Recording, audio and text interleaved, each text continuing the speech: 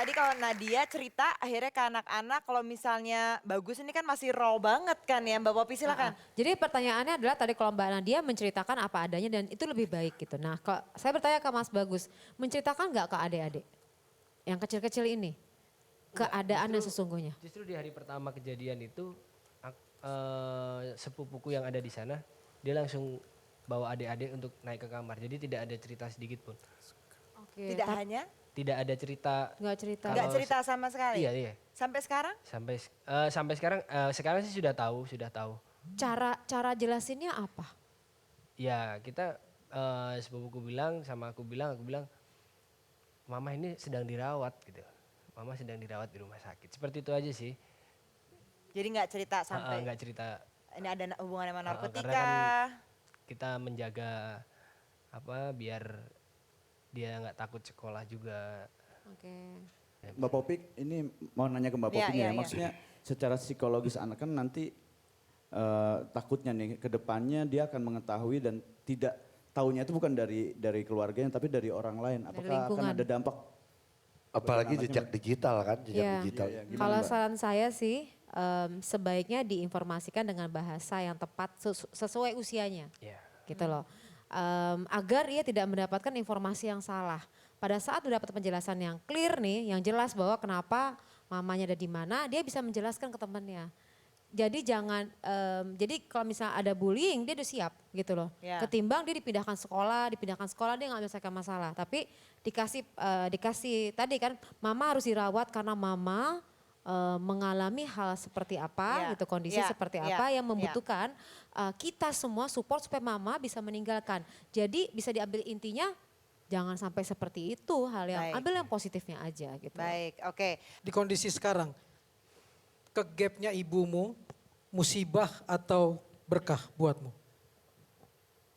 Aku menganggapnya ini berkah. Karena kalau Kenapa? tidak ada tindakan dari bapak polisi seperti ini, mungkin mama akan lebih terjerumus lebih dalam lagi. Ke Pak Yasin silakan. Ke Mbak Nadia dan Mas Bagus sekalian. Bagaimana memulihkan itu katakanlah secara psikologis itu. Jadi kekuatan Bapak agar tetap percaya diri ini satu sisi. Terus bagaimana usaha dari anak agar orang tua itu disarankan untuk menjadi pasrah kepada Tuhan Yang Maha Kuasa atau tawakal dengan kejadian ini. Mungkin ada hikmah di balik itu. Bagaimana Mas Bagus dan Mbak Ya mungkin yang Nadia kedua dari untuk Mas sisi itu. Bagus. Ya Mas Bagus dulu nanti Nadia jawab. Ya yang pasti sih support mama. Benar-benar membesarkan hatinya mama. Karena saya tahu mama saat ini di dalam itu yang ada di pikiran mama. Gimana anak-anaknya yang ada di luar. Itu aja sih. Kita hanya ngasih pengertian aja ke mama. Bahwa kita semua di luar baik-baik saja. Kalau ini tadi Bapak Yasin bilang untuk menguatkan mama, kamunya sendiri udah kuat belum sih Gus? Saya kuat. Insya Allah saya kuat. Nadia?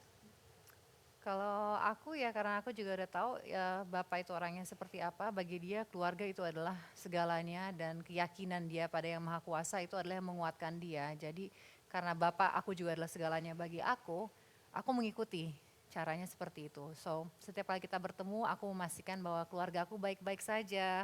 Aku suka bawa anak-anak, terus anak-anak suka gambar buat beliau juga. Kita punya diary, anak-anak dulu suka naruh gambar juga di diary. Jadi itulah yang menguatkan beliau dan kita juga yakin bahwa masalah apapun itu, tantangan apapun itu selalu akan ada akhirnya. Itulah makanya akan selalu ada masalah, akan ada berkah juga. Berkahnya itu adalah aku merasa keluarga aku tuh semakin solid. Kita juga memiliki pemahaman mengenai alam semesta ini tuh lebih deeper lagi. Dan buktinya dengan semua yang kita hadapi, kita masih di sini, kita masih diberi umur panjang, diberi kesempatan untuk bekerja, itu menurut aku sih anugerah yang luar biasa. Dan pada akhirnya saat Bapak kembali pulang bersama dengan kita semua, itu akan menjadi benar-benar momen yang udah kita perjuangkan selama ini. Jadi kita selalu fokus pada nanti Bapak kalau udah pulang, Bapak mau makan apa dulu, mau pergi kemana dulu. Bapak sekarang di Jakarta udah ada banyak jalan layang, udah ada MRT, nanti kita kesini. Itu sih, dan pasti temanya selalu dengan keluarga. Dia pengen sama cucu-cucunya, dia dia pengen ke kuburan adik saya. Karena satu hal yang bapak saya katakan, dia sampai dengan saat ini dia belum berkabung. Dan I want to be there for him pada saat nanti dia keluar. Bapak saya belum pernah ke nisannya adik saya lagi. Saya akan berada di samping beliau untuk bapak benar-benar bisa closure. Jadi itu yang juga membuat aku yakin, oke, kita masih berjuang, akan ada satu titik nanti di mana kita akan benar-benar closure, kita memulai lembaran baru.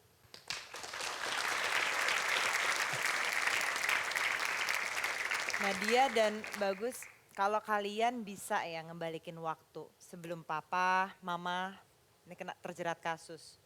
Apa yang kira-kira kalian akan lakukan? If you know the end kayak bisa kayak gini. Aku kalau tahu dulu bakal seperti ini mungkin aku nggak akan kuat. Ya kalau kita membayangkan dengan kenyamanan hidup kita dulu, dengan punya bapak seorang pejabat misalnya. Membayangkan akan seperti ini mungkin aku nggak akan kuat.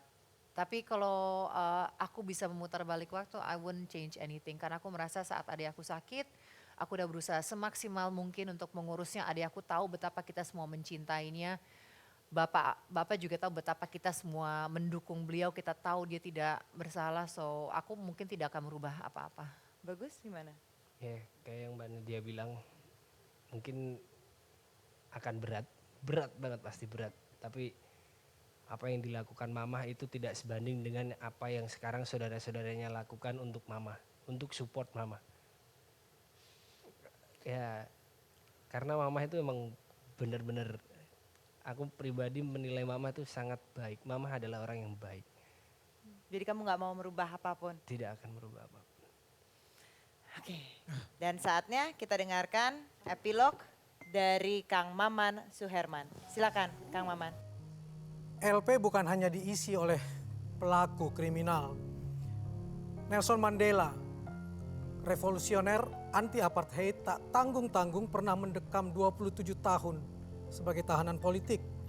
Sebelum ia menjadi presiden Afrika Selatan, Bung Karno, Bung Hatta, Tan Malaka, dan banyak pejuang kemerdekaan negeri ini juga pernah melalui hari-hari sunyi dan pengap di balik sel, dibuang dan terbuang.